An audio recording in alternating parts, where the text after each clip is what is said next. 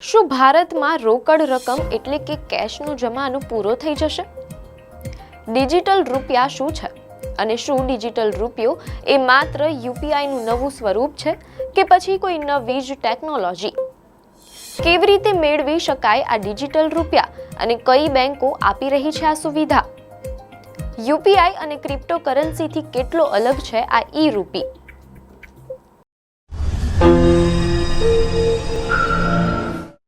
નમસ્કાર દર્શક મિત્રો, ધ લોકસત્તા શોમાં આપનું સ્વાગત છે.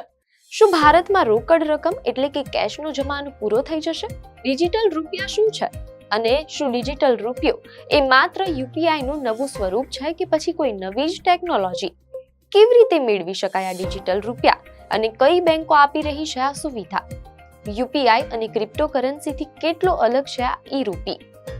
આજના સમયમાં જ્યારે સમગ્ર વિશ્વ ડિજિટલાઇઝેશન તરફ આગળ વધી રહ્યું છે, ત્યારે ભારતે પણ નાણાકીય ક્ષેત્રે એક મોટું ડગલું ભર્યું છે. છેલ્લા કેટલાક સમયથી ઇન્ટરનેટ અને સોશિયલ મીડિયા પર ડિજિટલ રૂપિયા વિશે અનેક સવાલો પૂછવામાં આવી રહ્યા છે. લોકો જાણવા માંગે છે કે આખરે આ ડિજિટલ રૂપિયો શું છે? શું તે યુપીઆઈ જેવું જ છે કે પછી તે ક્રિપ્ટોકરન્સીનો કોઈ પ્રકાર છે? સૌથી મોટો પ્રશ્ન એ છે કે શું તે ભારતમાં પરંપરાગત રોકડ રકમ એટલે કે કેશનું સ્થાન લઈ શકશે? મીડિયા અહેવાલમાંથી જાણવા મળેલ છે કે વાસ્તવમાં રિઝર્વ બેંક ઓફ ઇન્ડિયાએ ગ્રાહકો માટે નાણાકીય વ્યવહારો સરળ બનાવવા માટે તેમજ ડિજિટલ ચૂકવણીની સિસ્ટમ વિસ્તારવાના હેતુ સાથે ઓફલાઈન ડિજિટલ રૂપિયા ઈ રૂપી રજૂ કર્યા છે. મીડિયા અહેવાલોમાંથી એમ પણ જાણવા મળેલ છે કે રિઝર્વ બેંકના જણાવ્યા પ્રમાણે આ ડિજિટલ રૂપિયો અથવા તો ઈ રૂપી એ દેશની કેન્દ્રીય બેંક એટલે કે આરબીઆઈનું ડિજિટલ ચલણ અથવા તો CBDC central bank digital currency છે. ડિજિટલ રૂપિયાને સમજવા માટે આપણે તેને રોકડ રૂપિયાના ડિજિટલ સ્વરૂપ તરીકે જોવો જોઈએ. સરળ શબ્દોમાં કહીએ તો ઈ રૂપી એ ભારતની ફિઝિકલ કરન્સી એટલે કે રૂપિયાનું જ ડિજિટલ સ્વરૂપ છે, જે રિઝર્વ બેંક ઓફ ઇન્ડિયા દ્વારા જ ડિજિટલ ફોર્મેટમાં જારી કરવામાં આવે છે. આ ડિજિટલ રૂપિયો બિલકુલ રોકડ રૂપિયાની માફક જ કામ કરે છે અને તેનું મૂલ્ય પણ ફિઝિકલ ચલણ જેટલું જ હોય છે. તેની સૌથી મોટી ખાસિયત એ છે કે તેની ગેરંટી સીધી રિઝર્વ બેંક દ્વારા આપવામાં આવે છે, તેમ અહેવાલોમાં જાણવા મળેલ છે. જે રીતે તમે તમારા પાકીટમાં રૂપિયાની નોટ રાખો છો, એવી જ રીતે તમે આ ડિજિટલ રૂપિયાને તમારા ફોનના ડિજિટલ વોલેટમાં રાખી શકો છો. આ વોલેટ દ્વારા તમે કોઈ પણ વ્યક્તિને પૈસા મોકલી શકો છો, મેળવી શકો છો અથવા તો ખરીદી વખતે ચૂકવણી પણ કરી શકો છો. ઘણા લોકોના મનમાં પ્રશ્ન છે કે આ ડિજિટલ રૂપિયો કોણ બનાવે છે અને તે આપણા સુધી કેવી રીતે પહોંચે છે? તો જણાવી દઈએ કે ડિજિટલ રૂપિયા માત્ર રિઝર્વ બેંક ઓફ ઇન્ડિયા દ્વારા જ જારી કરવામાં આવે છે, તેમ અહેવાલોમાં જાણવા મળેલ છે. પરંતુ તેનું વિતરણ કરવાની જવાબદારી બેંકોની હોય છે. જે રીતે તેઓ ફિઝિકલ ચલણી નોટો પહોંચાડે છે, આરબીઆઈ ડિજિટલ રૂપિયા બનાવે છે અને તેને ઇલેક્ટ્રોનિક સ્વરૂપે બેંકો તથા કેટલીક અધિકૃત નોન બેન્કિંગ સંસ્થાઓને મોકલે છે. ત્યારબાદ આ સંસ્થાઓ ગ્રાહકોને સિસ્ટમમાં જોડાવા અને તેમના મોબાઈલ ફોન ઉપર ઈ રૂપી વોલેટ સેટ કરવા મદદ કરે છે. મીડિયા અહેવાલોમાંથી જાણવા મળેલ છે કે ડિસેમ્બર 2022થી આ પ્રક્રિયા પાયલટ પ્રોજેક્ટ તરીકે શરૂ છે. વર્તમાન સમયમાં દેશભરમાં પસંદગીયુક્ત બેંકો તેમજ નોન બેન્કિંગ સંસ્થાઓ સાથે સંકળાયેલા ગ્રાહકો તેમજ વેપારીઓ તેનો ઉપયોગ કરી શકે છે. ઈ રૂપીને રાખવા અને વાપરવાની પદ્ધતિ ખૂબ જ આધુનિક અને સરળ છે. ગ્રાહકો બેંકો અને નોન બેન્કિંગ સંસ્થાઓ દ્વારા આપવામાં આવતા ખાસ ડિજિટલ વોલેટ્સ થકી ડિજિટલ રૂપિયાનો સંગ્રહ કરી શકે છે. આ સેવા શરૂ કરવા માટે વપરાશકર્તાએ પ્લે સ્ટોર કે એપ સ્ટોરમાંથી પોતાની બેંકની ઈ રૂપી વોલેટ એપ ડાઉનલોડ કરવાની રહેશે. અહેવાલો મુજબ ચૂકવણી કરતી વખતે તમે સ્ટોર પર ઉપલબ્ધ યુપીઆઈ ક્યુઆર કોડ અથવા સીબીડીસી ક્યુઆર કોડ સ્કેન કરીને સરળતાથી દુકાનદારને પૈસા ચૂકવી શકો છો.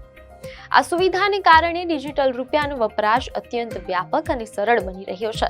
એક મહત્વનો પ્રશ્ન એ છે કે શું ઈ રૂપી વાપરવા માટે અલગથી બચત ખાતું હોવું જરૂરી છે? મીડિયા અહેવાલોમાંથી પ્રાપ્ત માહિતી મુજબ અત્યારે પાયલટ તબક્કામાં ઈ-રૂપી વોલેટ ખોલવાની પ્રક્રિયા વપરાશકર્તાના હાલના બચત ખાતા સાથે જોડાયેલી છે. આ વ્યવસ્થા એટલા માટે રાખવામાં આવી છે જેથી યુઝર ઓનબોર્ડિંગની પ્રક્રિયા ઝડપી બને અને ગ્રાહકે અલગથી કેવાયસી કરવાની જરૂર ન પડે. જો કે આરબીઆઈની વેબસાઇટ મુજબ ભવિષ્યમાં વપરાશકર્તાઓના પ્રતિભાવોના આધારે ઓનબોર્ડિંગ માટેના નવા મોડેલ્સ પણ ચકાસવામાં આવી રહ્યા છે. હાલમાં આ સુવિધા માત્ર પસંદગીની બેંકોના ગ્રાહકો માટે જ ઉપલબ્ધ છે, જેમને રજિસ્ટ્રેશન પછી વોલેટનો એક્સેસ મળે છે. મોટાભાગના લોકો ડિજિટલ રૂપિયા અને યુપીઆઈને એક જ માને છે, પરંતુ તેમની વચ્ચે પાયાનો તફાવત છે. યુપીઆઈ અથવા તો યુનિફાઈડ પેમેન્ટ્સ ઇન્ટરફેસ એ ચૂકવણીની માત્ર એક પદ્ધતિ છે. તે સ્વયં પૈસા નથી. યુપીઆઈ દ્વારા માત્ર એક બેંક ખાતામાંથી બીજા બેંક ખાતામાં નાણાં ટ્રાન્સફર થાય છે. જ્યારે તમે ઈ-રૂપી વાપરો છો ત્યારે તમે તમારા વોલેટમાં રહેલી ડિજિટલ રોકડ ટ્રાન્સફર કરો છો. યુપીઆઈ વ્યવહારોમાં બેંકોની ભૂમિકા અનિવાર્ય છે, જ્યારે ડિજિટલ રૂપિયાના વ્યવહારો રોકડની માફક સીધા એક વ્યક્તિથી બીજી વ્યક્તિ વચ્ચે થાય છે તેમ અહેવાલોમાં જાણવા મળેલ છે. ડિજિટલ રૂપિયો અને ક્રિપ્ટોકરન્સી વચ્ચે પણ બહુ મોટો તફાવત છે. મીડિયા અહેવાલો અનુસાર બિટકોઇન કે અન્ય ક્રિપ્ટોકરન્સી ખાનગી હોય છે અને તેનું કોઈ કેન્દ્રીય નિયમન હોતું નથી, જેના કારણે તેની કિંમતોમાં ભારે વધઘટ જોવા મળે છે. તેની સામે ડિજિટલ રૂપિયા રિઝર્વ બેંક દ્વારા જારી કરવામાં આવે છે અને આરબીઆઈ જ તેનું નિયમન કરે છે. ડિજિટલ રૂપિયા એ ભારતનું કાયદેસર ચલણ છે, જ્યારે ભારતમાં ક્રિપ્ટોકરન્સીને હજુ સુધી કાયદેસર ચલણનો દરજ્જો આપવામાં આવ્યો નથી. મીડિયા અહેવાલોમાંથી એમ પણ જાણવા મળેલ છે કે વર્તમાન સમયમાં ભારતની કુલ 19 બેંકો આ સીબીડીસી ઇકોસિસ્ટમ અથવા પાયલટ યોજનામાં સામેલ છે, જેમાં State Bank of India, ICICI Bank, HDFC Bank, Yes Bank, IDFC Bank, Bank of Baroda, Union Bank of India, Kotak Mahindra Bank, Axis Bank, Canara Bank, IndusInd Bank, Punjab National Bank, Federal Bank, Karnataka Bank, Indian Bank, IDBI Bank, Bank of India તથા UCO બેંકનો સમાવેશ થાય છે. સૌથી છેલ્લો અને મહત્વનો સવાલ એ છે કે શું ડિજિટલ રૂપિયો ભવિષ્યમાં રોકડ રકમ એટલે કે કેશનું સ્થાન લેશે? આ બાબતે રિઝર્વ બેંકે સ્પષ્ટતા કરી છે કે ઈ-રૂપીનો હેતુ ચલણના હાલના સ્વરૂપને બદલવાનો નથી, પરંતુ તેનો પૂરક બનવાનો છે. ભારતના ગ્રામીણ અને અસંગઠિત ક્ષેત્રો હજુ પણ મોટા પાયે રોકડ પર નિર્ભર છે. ડિજિટલ રૂપિયાનો મુખ્ય ફાયદો એ છે કે તે રોકડ જેવો વિશ્વાસ જાળવી રાખીને ડિજિટલ ચૂકવણીની સુવિધા આપે છે. આપને માહિતી સારી લાગી હોય તો વિડીયોને લાઈક અને શેર કરજો, ચેનલને સબસ્ક્રાઇબ કરજો.